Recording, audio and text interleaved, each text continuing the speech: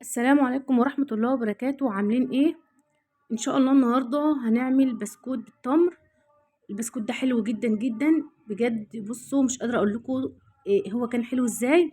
جرّبوه إن شاء الله يعجبكم. عملت كده وبكوباية ونُص يعني من غير زبدة. أنا كان ممكن أعمل بزبدة بس قُلت بلاش عشان الناس اللي ما عندهاش زبدة ما تقولش لأ إن هو مش هيطلع نفس الشكل ونفس الطعم والكلام ده. فعملته معاكم اقتصادي جدًا وعملته بالزيت، وبجد النتيجة بتاعته حلوة جدًا، جدًا.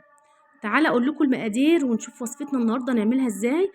تعالوا كده الأول نصلّي على سيدنا محمد عليه أفضل الصلاة والسلام، ونسمّي الله ونقول مقاديرنا النهارده ونبتدي الوصفة. بُصّوا معايا هنا بقى كده هنضرب كل حاجة في الخلاط، يعني بُصّوا سهل جدًا. ممكن يعني إيه تعمليه بالمضرب اليدوي ما فيش مشكلة. أنا معايا بيضاية واحدة بس. أنتِ لو حابة تضاعفي الكمية هتضاعفي طبعًا المقادير، يعني بدل ما تعملي بيضتين هتعملي 2، بيضة واحدة هتعملي 2، بدل ما تعملي نُص كوباية سكر هتعملي كوباية سكر، تمام. وهاحط عليها كده الفانيليا. يبقى ضِفت في الخلاط بيضاية وضِفت عليها الفانيليا، وهاضيف كمان نُص كوباية سكر. هاسيب لكم المقادير في صندوق الوصف.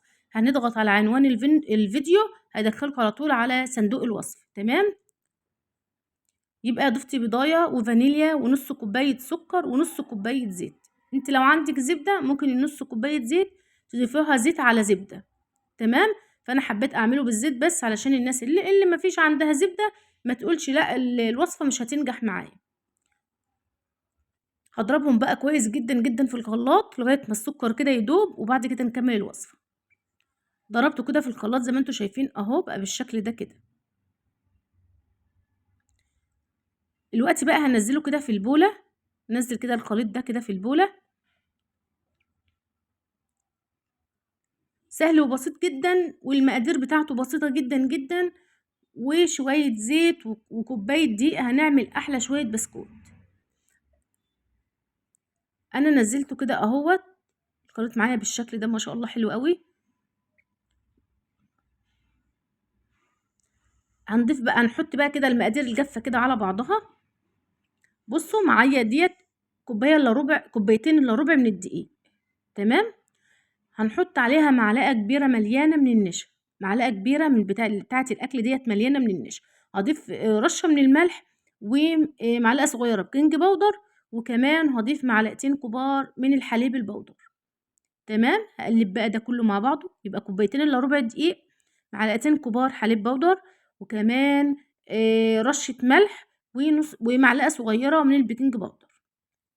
هاقلّب بس كده المكونات مع بعضها. المقادير معايا كانت مضبوطة جدًا. وإن شاء الله لو حابين تضاعفوا الكمية زي ما قُلت لكم، البسكوت طعمه حلو جدًا، جدًا، وبجد أنا مش بانزّل لكم أي وصفة غير لمّا أكون متأكدة إن هي هتعجبكم. فجرّبوا الوصفة على ضمانتي ما تقلقوش خالص. ضِفت بقى كده نُص كمية الدقيق وقلّبتها كده في مع السوايل، وبعد كده هاضيف بقية الكمية التانية واحدة، واحدة كده. يبقى هي أخدت معايا الكوبايتين إلا ربع دقيق. شايفين هي محتاجة بس يعني معلقة صغيرة كده من الحليب أو المَيّة، بس كده. هالِم العجينة كده على بعضها وتبقى معايا كده جاهزة. ما عندكيش معلقة لو احتجتِ المعلقة الحليب أو المَيّة تمام، ما احتاجتهاش يبقى ما تضيفيش وتبقى العجينة برضه معاكِ تمام. كده عجينة البسكوت معايا جاهزة ما شاء الله حلوة أوي. هاغطّيها بس كده وهاركنها 10 دقايق كده ترتاح على جنب، على ما نشوف العجوة بتاعتنا. العجوة اللي معايا ديّة أنا باجيبها سايبة كده من عطارة الصعيدي، بجد حلوة جدًا، جدًا، مش بتقرقش، ما فيش فيها رمل، مش بتقرقش. طرية وحلوة جدًا. أنا كنت جايباها من ما كنت باعمل القرص اللي هي الترس قبل كده، ودي كانت باقية عندي في التلاجة، قُلت كده أستغلها وأقوم أعمل ال الش طبق البسكوت ده. شايفين حلوة جدًا. ما فيش فيها حتّة إن هي القرقشة بتاعتها ديّة اللي تجرش تحت ضروسِك، لأ، ما فيش الكلام ده خالص. أنا حطيت عليها كده معلقة سمنة وعجنتها ببعضها، هاصبّعها زي ما أنتم كنتم شايفينها كده، يعني هنصبّعها على قد العجينة اللي إحنا هنعملها. فردت بقى كده خدت قطعة من العجينة بتاعة البسكوت وفردتها. معايا الصينية اللي أنا هادخّلها الفرن دهنتها دهنة بسيطة جدًا من الزيت. لو عندِك ورق زبدة حُطّي في الصينية واشتغلي عليه ما فيش مشكلة، أنا ما فيش عندي فدهنت بس الصينية دهنة بسيطة كده علشان البسكوت مش يلزق معايا ولا حاجة. طبعًا أنا ولّعت الفرن يسخن، يعني باولّعه يسخن قبل ما أدخّل فيه أي مخبوزات وأي حاجة قبلها بربع ساعة على الأقل، عشان ياخد درجة الحرارة المضبوطة، وبعد كده أهدّي عليه النار بقى زي ما أنا عايزة. أنا فردت العجينة بقى كده زي ما أنتم شايفين، وكمان حطيت فيها العجوة وهاضبّطها كده دلوقتي هادّي لها بس برمتها كده وقفّلتها كويس جدًا، والمكان ومكان القفلة بتاعته إحنا هنخلّيها يَمّي تحت، يعني ناحية تحت عشان ما تتفكِّش مننا ولا حاجة.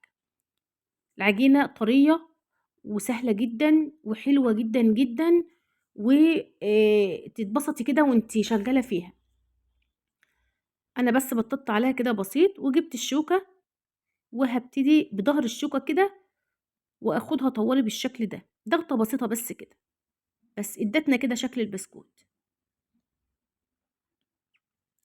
أنا هاعمل الحجم بتاعه وسط، ممكن تقلّلي يعني تعملي الحجم أصغر من كده، ممكن تكبّريه أكبر من كده زي ما أنتِ حابة، لكن أنا بالنسبة لي كان الحجم حلو جدًا.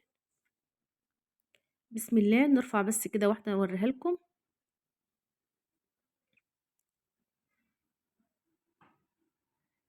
شايفين بقى اللهم بارك، شكله حلو أوي وكان طعمه حلو جدًا، جدًا وعجب الولاد جدًا، ممكن ياكلوه جنب مثلًا كوباية لبن، طبعًا مغذي جدًا، العجوة مغذية جدًا، وكمان العجينة فيها بيض وفيها برضه شوية من اللبن، وما شاء الله مغذية ومفيدة كمان للأطفال، يفطروا منه، ياكلوا منه بدل ما نشتري البسكوت برّه، أنا باحاول أعمل لكم على قد ما أقدر الحاجات اللي الولاد بيشتروها من برّه أو بيحبوها علشان تبقى يعني حاجة مفيدة ليهم وكمان ضامنين إن هي تكون معمولة كويس.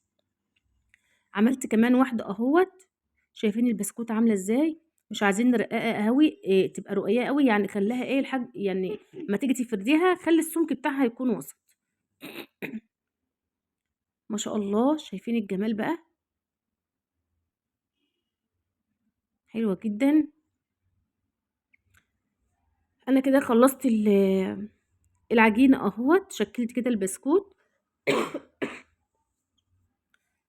هادخّله بقى الفرن على درجة حرارة وسط، يعني ممكن قولي أنا سخّنته كويس جدًا، هاخلّي الفرن على درجة حرارة 180 على شبكة الفرن، وأول ما ياخد لون من تحت وألاقيه كده استوى ومحتاج لسه لون من فوق، هاولّع عليه الشواية ويطلع بالجمال اللي أنتم شايفينه ده.